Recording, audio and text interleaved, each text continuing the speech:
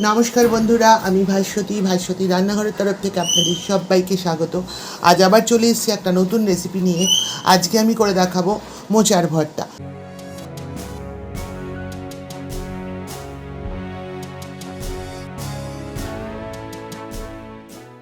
মোচার ভর্তা করবার জন্য আমি মোচাটাকে ভালো করে ধুয়ে কেটে বেছে তারপরে সেদ্ধ করে নিয়েছি।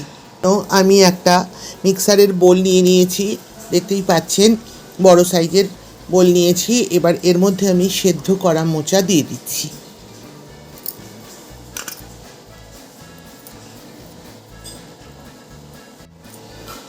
দিয়ে দিচ্ছি 4টে কাঁচা লঙ্কা, আপনারা যেরকম ঝাল খান সেটা বুঝে লঙ্কা ব্যবহার করবেন। দিয়ে দিচ্ছি হাফ চামচ লবণ, লবণটা আপনারা আপনাদের স্বাদ অনুযায়ী ব্যবহার করবেন। দিয়ে দিচ্ছি হাফ চামচ চিনি, দিয়ে দিচ্ছি 2টো এলাচ, 2টো লবঙ্গ আর সামান্য 1 ইঞ্চি মতো দারচিনি। দিয়ে দিচ্ছি 1 ইঞ্চি মতো আদা। যেহেতু এটা আমি সম্পূর্ণ নিরামিষ করছি, তাই এখানে কোনো রকম পেঁয়াজ রসুনের ব্যবহার করছি না। এবার বোলটার ঢাকনা আটকে দিচ্ছি। এবার এটা পেস্ট করে ফিরে আসছি। মোচার পেস্টটা রেডি হয়ে গেছে। এবার চলুন রান্নার পরবর্তী পর্যায়ে যাওয়া যাক। এবার বলি, গ্যাস অন করে কড়াই বসিয়ে দিয়েছি। এবার কড়াইতে দিয়ে দিচ্ছি সর্ষের তেল পরিমাণ মতন। এবার দিয়ে দেবো তেলের মধ্যে হাফ চামচ কালো জিরে, দিয়ে দেবো 2টো শুকনো লঙ্কা, একটু ছিঁড়ে দিয়ে দিলাম শুকনো লঙ্কাগুলো। আর দিয়ে দিচ্ছি 2টো কাঁচা লঙ্কা, দিয়ে দিচ্ছি 1 মুঠ ভাজা বাদাম। যেহেতু আমি এটা সম্পূর্ণ নিরামিষ করছি, তাই এখানে কোনো পেঁয়াজ রসুনের ব্যবহার করছি না। যদি আপনারা এটা পেঁয়াজ রসুন দিয়ে করতে চান, তাহলে এই ফোড়ন দেওয়ার সময় বাদামের বদলে পেঁয়াজ রসুন একটু ভেজে নেবেন। ফোড়নটা থেকে সুন্দর গন্ধ বেরোচ্ছে। এবার আমি এর মধ্যে দিয়ে দেবো বেটে রাখা মোচাটা। এটা খেতে এতই দুর্দান্ত হয় যে গরম গরম ভাত 1 থালা উঠে যাবে, আর কিচ্ছু লাগবে না সঙ্গে। সবটা মোচা বাটাই দেওয়া হয়ে গেছে। এবার এর মধ্যে এক এক করে দিয়ে দেবো সামান্য একটু হলুদের গুঁড়ো। 1 চামচের 4 ভাগের 1 ভাগ হলুদের গুঁড়ো দিয়ে দিলাম।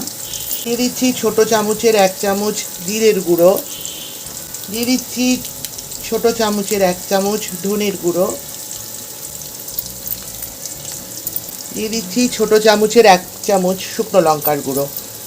ব্যাস, এবার সব কিছু দিয়ে একটু সময় ধরে এগুলোকে নাড়াচাড়া করে রেডি করে নেব একদম। বোলটা ধুয়ে সামান্য একটু জল দিয়ে দেবো, সামান্য। এইবার জলটা টানানো পর্যন্ত এটাকে একদম নাড়তে থাকবো। দেখুন আস্তে আস্তে জলটা টেনে যাচ্ছে, এটাকে একদম শুকনো করে নেব। বন্ধুরা, এটা একদম রেডি হয়ে গেছে। এবার আমি গ্যাসটা অফ করে দিয়ে একটু কাঁচা তেল ছড়িয়ে গরম গরম পরিবেশন করব। মোচার ভর্তা সম্পূর্ণ রেডি। এবার ওপর থেকে একটু কাঁচা তেল ছড়িয়ে দেব।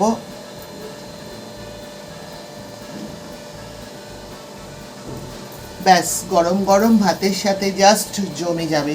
আপনারাও এইভাবে বাড়িতে ট্রাই করবেন, আশা করছি আপনাদেরও খুবই ভালো লাগবে।